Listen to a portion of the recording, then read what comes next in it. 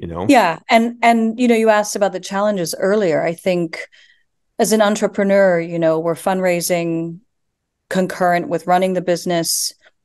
We're actively thinking about how to share the story so that people actively can consider how to get involved on many different levels.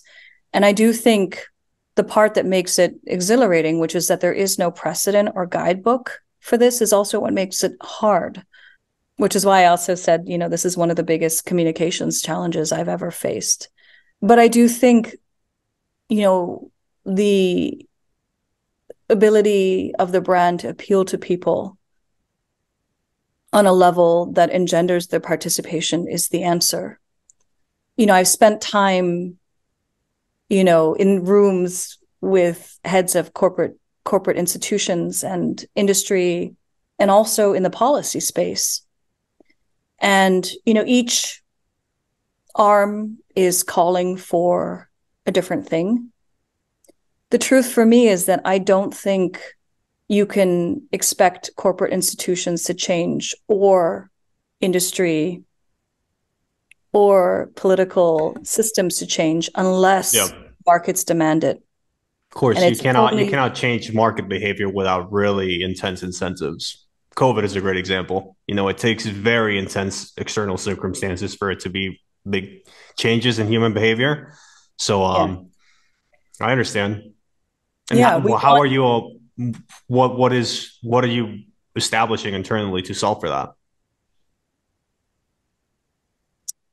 I mean, the truth is we're going to have to be in dialogue with every sort of layer and facet, right, of every industry in order to effectively create infrastructural change. But as I sort of alluded to earlier, I see that most people are focused on trying to solve a problem, then hope that the results will trickle down and create some kind of Domino benefit. effect. Yeah. But I actually think it's people, that have to be the ones to call for that change on a much greater level. And it's funny, looking ahead at the way the world is developing, there's so many brilliant people that are focused on creating new technologies and opportunities to solve for the problems at hand. Um, Often people are seen as being a problem to solve for. And for me, it's the absolute opposite. I think people are the solution. And I think that the solutions are simple. They exist right in front of us. We have the knowledge and the expertise to actively tackle through people and regenerative farming and social justice advocates in the food system. We have the ability to solve these problems, but we're so busy looking at, and I don't want to characterize everything that's new, but we're often focused on creating new things to solve for problems when I just think the resources exist already. And I do think in the case of the brand, it will be people that will help to galvanize that change in the markets, and then by extension in the corporate space, and then by extension in the political sphere. Of course. Yeah, if you manage to create a movement within your customers that buy into the vision, then all of the other challenges will sort of solve itself because everybody in the fashion space, every business, every political system reacts to what people want, to what the market wants. And Right. if through communications, you can incite that change, that movement within the market, all of those problems will sort of like automatically solve themselves.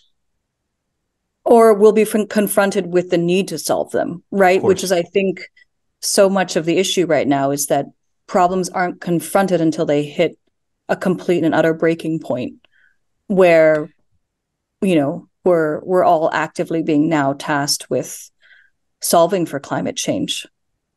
Mm. And wouldn't a simpler approach would be, and I'm sure you've thought about this, wouldn't a simpler approach would be to have a traditional fashion brand in the sense of, Sky High Farm is a fashion brand that is for profit, works traditionally, but is able to function as a highly profitable fashion brand traditionally with traditional communications efforts, with as a traditional fashion brand effort.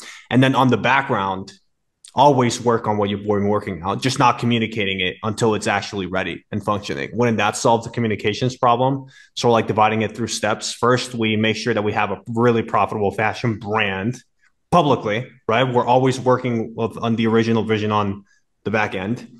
And then once the brand is ready, once the business is ready, then we can use that long-term vision to sort of like really, really explode the movement. Um, I think what I would say is that I feel a real sense of urgency to deal Mm, with this in real time. I mean, I don't, I think the problems are so pervasive and systemic that we really can't afford to wait. Um, I also think that what makes the brand compelling is its mission. Dan and I have never been interested in just making another clothing brand. I mean, I know the amount of work that goes into doing that and the amount, what the probability of success is. I think we all know those odds are not great. That was never our design or interest. We see these vessels as a way to really kind of cogently connect with people, but only because the mission is strong and the desire to create a model is strong. Otherwise, I'm not sure what the point is. The world doesn't need another fashion brand, mm, or at least one without purpose. interesting. And what would you say to people that maybe are inspired by the conversation that we've had so far, not only from being part of the movement that you're trying to build, also maybe being a part of this in their own way, right? Maybe they identify a problem that they want to solve and they want to solve it through fashion. I guess the question would be, what have you learned about ambitious problem solving? What is the simplest approach to such a big and complex and ambitious vision? Is it always people and community? Yeah. I think it's having a very clear sense of purpose. Without that, there's nothing for me, at least. What is the just cause that motivates you to get up every day? What is the problem that you want to solve? I think a really important lesson is to understand that these changes are incremental. Where I think it's attractive to conceive of burning the system down or existing in total opposition to it, the reality is that consumerism, capitalism, these forces will never go away. And so looking at the inputs that you have to work with and understanding that there are levers that you can pull, but also expecting that the progress you make is going to be incremental is important. I think that that's a more patient kind of activism. And that anyone that's interested in setting something like this up, I think what makes us unique is our point of difference.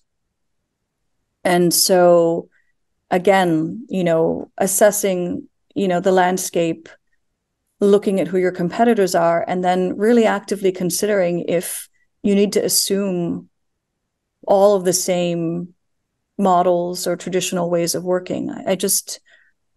These urgent times call for more creative solutions.